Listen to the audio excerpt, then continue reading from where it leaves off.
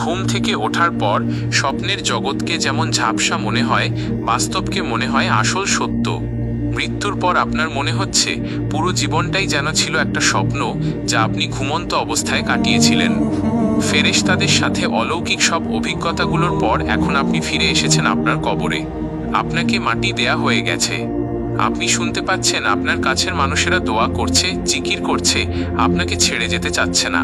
কিন্তু আপনিও জানেন, তারাও জানে, তাদেরকে যেতেই হবে। প্রত্যেক মানুষকে তার ব্যক্তিগত পথ পাড়ি দিতেই হবে।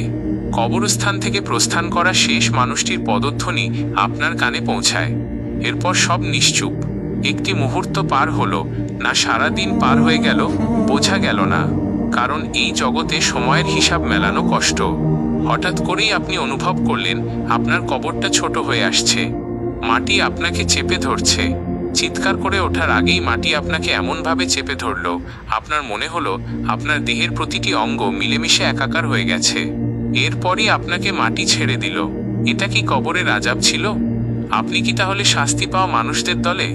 আপনার মনে পড়ল রাসূলুল্লাহ সাল্লাল্লাহু আলাইহি ওয়াসাল্লামের সেই কথাগুলো। তিনি বলেছিলেন, যদি মাটির এই চাপ থেকে কেউ বাঁচত, সে হতো সাদ ইবনে মুআজ রাদিয়াল্লাহু আনহু। যে সাদ ইবনে মুআজের মৃত্যুতে আল্লাহর আরশ কেঁপে করেছিল, যে সাদ ইবনে মুআজের জানাজায় শরীক হতে ৭০,০০০ ফেরেশতা পৃথিবীতে নেমে এসেছিল, সেই সাদ ইবনে মুআজকেও মাটি চেপে ধরেছিল। কারণ এটাই আল্লাহর হুকুম, আমরা মাটি থেকে এসেছি, আবার মাটিতেই মিশে যাব। এরপর আপনাকে উঠিয়ে বসানো হলো। দেখতে ভয়ঙ্কর দুজন ব্যক্তি আপনার সামনে উপস্থিত হলো।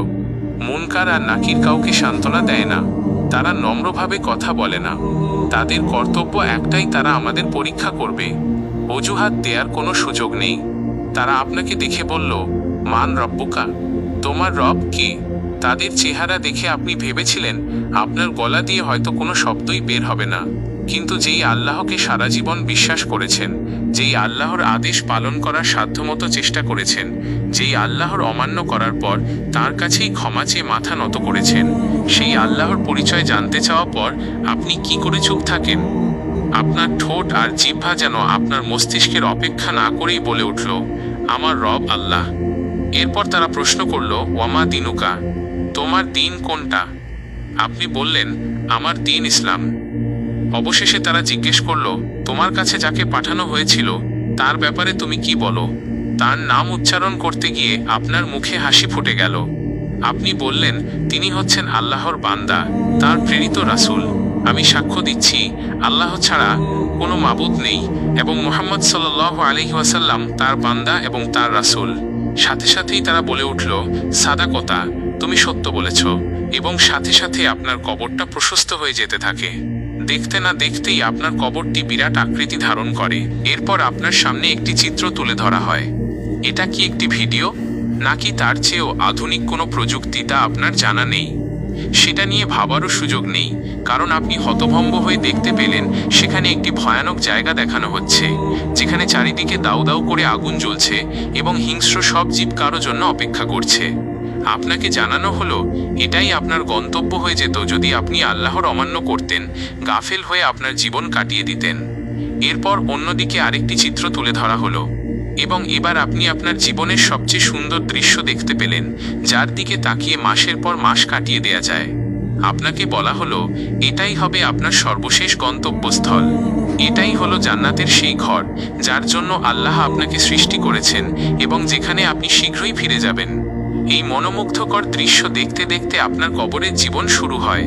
কোনো এক পর্যায়ে আপনার সাথে দেখা করতে আসবে আপনার আত্মীয় স্বজনেরা, যারা আপনাকে ছেড়ে অনেক আগে পরকালের পথ পাড়ি দিয়েছিলেন। একবার ভেবে দেখুন কতটা আন্তরিক হবে সেই মিলন। যেই মাকে, যেই বাবাকে, যেই নানা নানি, দাদা দাদিকে আপনি কবর দিয়েছিলেন বহু বছর আগে, বারজাখের জীবনে এসে তাদের সাথে আপনার সাক্ষাৎ হবে। তারা দুনিয়ার জীবনের খবর জানতে চাইবে, তারা আপনার সাথে গল্প করবে। গল্প করতে করতে আপনার এক বন্ধুর কথা উঠে যায়। তারা বলে, অমুক কেমন আছে? আপনি অবাক হয়ে যান। আপনি বলেন, অমুক তো আরো ৩ বছর আগেই মারা গেছে। কেন, তোমরা কি তার দেখা পাওনি? সবাই চুপ হয়ে যায়। সবাই বুঝতে পারে আপনার সেই বন্ধুটি ঈমান নিয়ে মৃত্যুবরণ করতে পারেনি, কবরের আযাব থেকে নিজেকে মুক্ত করতে পারেনি। যে ব্যক্তি ঈমান নিয়ে মৃত্যুবরণ করতে পারল না, মৃত্যু থেকে শুরু করে জাহান্নাম পর্যন্ত তার পরিস্থিতি ক্রমাগতভাবে খারাপ হতে থাকে। যখন তাকে আসমান থেকে জমিনে ছুঁড়ে ফেলা হয়, যখন মাটি তাকে হিংস্রভাবে চেপে ধরে, এরপর যখন মুনকার আর নাকির এসে তাকে উঠিয়ে বসায় আর জিজ্ঞেস করে মান রাব্বুকা, সে কোনো উত্তর দিতে পারে না, আমতা আমতা করতে থাকে। তাকে বলা হয় মা দিনুকা, আবারও সে আমতা আমতা করতে থাকে, কোনো উত্তর দিতে পারে না। তাকে প্রশ্ন করা হয় রাসূলুল্লাহ সাল্লাল্লাহু আলাইহি ওয়াসাল্লামকে নিয়ে, তার ব্যাপারে সে কি জানে। সে অনিশ্চিত হয়ে বলে, আমি শুনেছিলাম লোকে এই বলতো। তখন মুনকার আর নাকির বলবে, তুমি মিথ্যা বলেছ। তার মাথায় শক্ত লোহা দিয়ে এত জোরে আঘাত করা হবে যে তার চিৎকার শুনতে পাবে আশেপাশে প্রতিটি সৃষ্টি, শুধু মানুষ আর জিন ব্যতীত। এরপর তাকে জান্নাতের একটি দৃশ্য দেখানো হবে। তাকে বলা হবে এটাই তার গন্তব্য হতে পারত যদি সে আল্লাহর আহ্বানে সাড়া দিত। তারপর তাকে জাহান্নামের দৃশ্য দেখিয়ে বলা হবে সে নিজেই এই গন্তব্যটি নিজের জন্য বেছে নিয়েছে।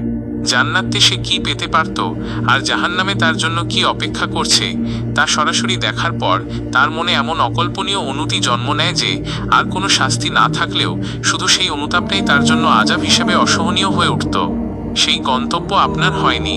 আপনি শুয়ে আছেন আপনার প্রশস্ত কবরে, জান্নাতের আলোয় আলোকিত, শুধুমাত্র আপনার রবের অসীম রহমতের কারণে। এই সুখময় আবাসে আপনি অপেক্ষা করতে থাকেন সেই দিনটির জন্য যেদিন সবাইকে একটি ময়দানে একত্রিত করা হবে। কিন্তু আপাতত একটু বিশ্রাম নেওয়া যাক।